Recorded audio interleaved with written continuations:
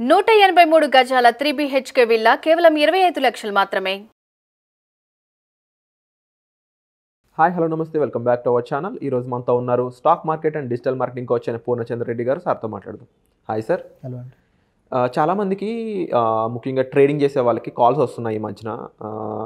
ఇలా మేము stock broker, మా దాంట్లో ఇన్వెస్ట్ చేయండి, మా ద్వారా ఇన్వెస్ట్ చేయండి అని చెప్పేసి కాల్స్ వస్తున్నాయి అని అంటున్నారు. అసలు ఈ స్టాక్ బ్రోకర్ అనే వాళ్ళు ఎవరు, మార్కెట్లో వీళ్ళ రోల్ ఏంటి, ఒక పక్క యాప్స్ కూడా ఉన్నాయి, సో దాని గురించి ఒకసారి ఎక్స్ప్లెయిన్ చేస్తారా? షూర్ అండి. సో ఇప్పుడు మనం బోర్డు మీద ఇన్డెప్త్గా స్టాక్ బ్రోకర్ అనే వాళ్ళ గురించి తెలుసుకుందాం. ప్రీవియస్ వీడియోలో మనం ఏం తెలుసుకున్నామంటే డీమ్యాట్ అకౌంట్ అంటే ఏంటి, ట్రేడింగ్ అకౌంట్ అంటే ఏంటి, డీమ్యాట్ అకౌంట్కి ట్రేడింగ్ అకౌంట్కి డిఫరెన్స్ తెలుసుకుందాం, రైట్? సో ఇప్పుడు ఏం తెలుసుకుంటున్నామంటే ఆ demat account and trading account ఎవరైతే ప్రొవైడ్ చేస్తారో వాళ్ళని ఏమంటారన్నాము? బ్రోకర్. ఒక స్టాక్ బ్రోకర్ అనే వాళ్ళు మనకి demat account and trading account అనేది ప్రొవైడ్ చేస్తారు, right? Stock broker. So basically ఈ స్టాక్ బ్రోకర్ అనే ఎవరు అని సింపుల్గా అర్థం చేసుకుందాం. A stock broker is an individual or a company that buys and sells stocks and other investments for a financial market participants in return of commission, markup and fees. సింపుల్గా ఏంటంటే చాలా సింపుల్గా అర్థం చేసుకుందాం. స్టాక్ బ్రోకర్ అంటే ఎవరంటే ఎవరైతే ఒక సర్టన్ కమిషన్ కోసం, ఒక సర్టన్ ఫీజ్ కోసం వాళ్ళ ప్లాట్ఫామ్ మనకిచ్చి, వాళ్ళ ట్రేడింగ్ అకౌంట్ మనకిచ్చి, మన డీమ్యాట్ అకౌంట్కి మనకు యాక్సెస్ ఇచ్చి వాళ్ళు మనకి హెల్ప్ చేస్తారనమాట. As a intermediate between stock exchange and మనకి ఇండివిజువల్కి ఒక స్టాక్ ఎక్స్చేంజ్కి షేర్స్ కొననీకి అమ్మనీకి ఎవరైతే మధ్యలో ఉంటారో వాళ్ళని స్టాక్ బ్రోకర్ అంటారు. ఈ stock broker as a mediator మనకి ఎందుకు ఉన్నారు అంటే for a certain commission and for a certain fees.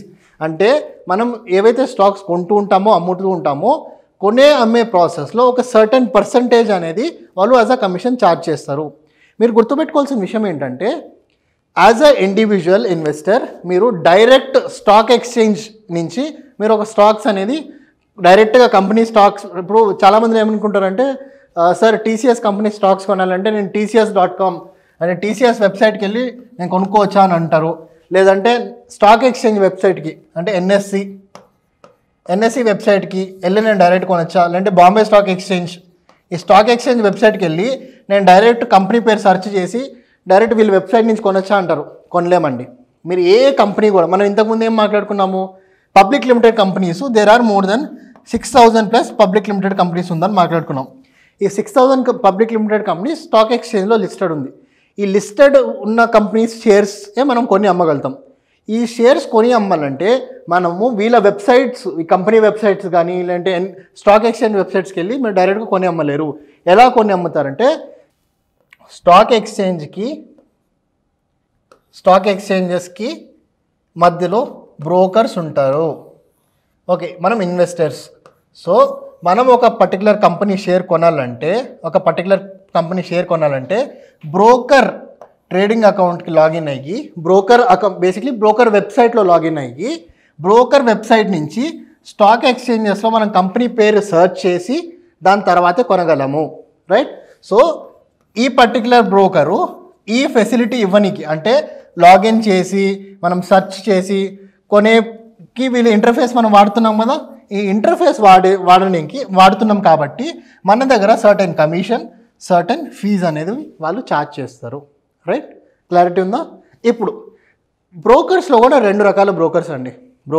రెండు రకాల బ్రోకర్స్ ఉంటారు. ఒకటి ఫుల్ సర్వీస్ బ్రోకర్, ఓకే, ఇంకొకటి discount brokers.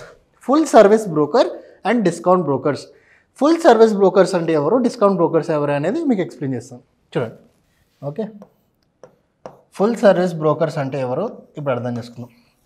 Okay, full service brokers అంటే ఎవరంటే ఎవరైతే ఈ బ్రోకింగ్ సర్వీస్ అంటే సర్టెన్ ఫీజ్ తీసుకొని, కొంచెం హై ఫీజ్ అంటే హై కమిషన్ తీసుకొని మనకి సర్వీస్ అనేది కొంచెం బెటర్గా ఇస్తారు.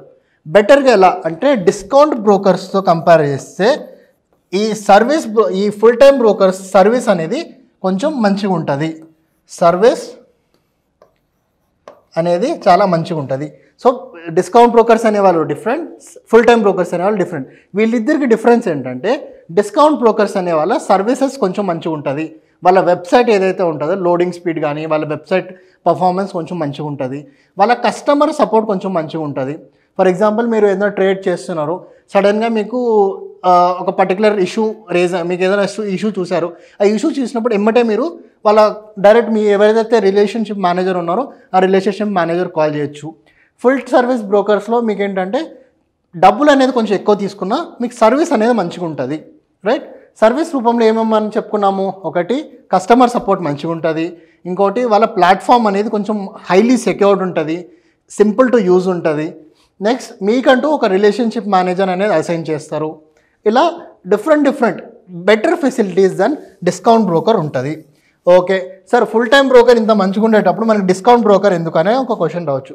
డిస్కౌంట్ బ్రోకర్ అంటే బేసిక్లీ మనం ముందే చెప్పుకున్నట్టు ఫుల్ సర్వీస్ బ్రోకర్స్లో సర్వీస్ బాగుంటుంది, రిలేషన్షిప్ మేనేజర్ ఇస్తారు, వెబ్సైట్ ఇంటర్ఫేస్ అన్నీ బాగుంటుంది. కానీ వీళ్ళు ఏదైతే డబ్బులు ఛార్జ్ చేస్తారో as a commission, as a platform fees, as a annual maintenance fees అది చాలా ఎక్కువ ఉంటుంది. సో ఎవరైతే ఇంత ఎక్కువ ఫీజు అఫోర్డ్ చేయలేరో, ఇంత ఎక్కువ ఫీజు మనకు అవసరం ఉండదు అని అనుకుంటారో వాళ్ళు డిస్కౌంట్ బ్రోకర్ అనే సర్వీసెస్ వాడుకోవచ్చు. మనకి ఇండియాలో చాలా డిఫరెంట్ డిస్కౌంట్ బ్రోకర్స్ ఉన్నారు, డిఫరెంట్ ఫుల్ టైం బ్రోకర్స్ ఉన్నారు, రైట్? డిస్కౌంట్ బ్రోకర్స్లో ఏం చేస్తారు, వీళ్ళ ఇంటర్ఫేస్ అనేది కూడా బాగుంటుంది, good interface, okay, less commission or less platform fees compare to full time broker. కానీ ప్రాబ్లం ఏంటంటే కస్టమర్ సపోర్ట్ మీకు ఫర్ ఎగ్జాంపుల్ మీరు ఏదైనా ట్రేడ్ చేస్తున్నారు, చాలా బ్రోకర్స్లో ఏమవుతుందంటే మీరు ఏదైనా ట్రేడ్ చేస్తున్నారు అంటే మీరు ఏదైనా ఇష్యూ ఫేస్ చేస్తున్నారంటే మా కంపెనీ వెబ్సైట్కి మా కంపెనీకి మీరు మెయిల్ చేయండి అని చెప్తారు. లేదంటే మీరు కాల్ చేసినా వాళ్ళు ఎవరైతే మీ పర్టికులర్ క్వైరీ సాల్వ్ చేయడానికి చాలా టైం పడుతుంది.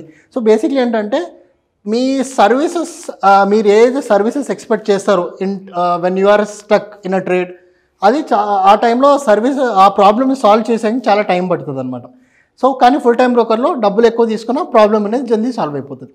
సో ఇప్పుడు మీకు ఒక క్వశ్చన్ రావచ్చు, సార్ యాజ్ అ బిగినర్ లేదంటే యాజ్ అ ఎక్స్పర్ట్ నేను ఫుల్ టైం బ్రోకర్ తీసుకోవాలా, డిస్కౌంట్ బ్రోకర్ దగ్గర అకౌంట్ ఓపెన్ చేసుకోవాలని?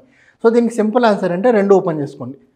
చాలామందికి ఒక క్వశ్చన్ ఉంటుంది, సార్ మనం యాజ్ అ ఇండివిజువల్ మనం ఎన్ని అకౌంట్స్ ఓపెన్ చేసుకోవచ్చు, 1, 2, 3, 4 లేదంటే ఒకటే అసలు ఓపెన్ అంటే ఫర్ ఎగ్జాంపుల్ ఒకటికన్నా ఎక్కువ ఓపెన్ కాలేదని ఓపెన్ అవ్వదు అన్నట్టు చాలా మందికి అపోహ ఉంటుంది. కాదండి, మీరు ఎన్ని బ్రోకర్స్ ఉన్నారో అన్ని బ్రోకర్స్ దగ్గర ఓపెన్ చేసుకున్న ప్రాబ్లం ఉండదు. Okay, there is no limitation as such. So ఒక ఫుల్ టైం బ్రోకర్ దగ్గర మీరు ఒక అకౌంట్ ఓపెన్ చేసుకోండి, ఒక డిస్కౌంట్ బ్రోకర్ దగ్గర మీరు ఒక అకౌంట్ ఓపెన్ చేసుకోండి. మీ బేసిక్లీ ఏంటంటే మీ యూస్ కేస్ బట్టి మీరు బ్రోకర్స్ని మీ యూస్ కేస్ని బట్టి మీరు బ్రోకర్స్ అనేది డిసైడ్ చేసుకోవచ్చు. బట్ యాజ్ అ బిగినర్ మీకు ఎక్కువ కన్ఫ్యూజ్ అవుతుందంటే ఒక డిస్కౌంట్ బ్రోకర్ దగ్గర ఒక అకౌంట్ ఓపెన్ చేసుకోండి, ఒక ఫుల్ టైం బ్రోకర్ దగ్గర ఒక అకౌంట్ ఓపెన్ చేసుకోండి, ఒక అకౌంట్ డిస్కౌంట్ బ్రోకర్ దగ్గర ఓపెన్ చేసుకోండి, రైట్?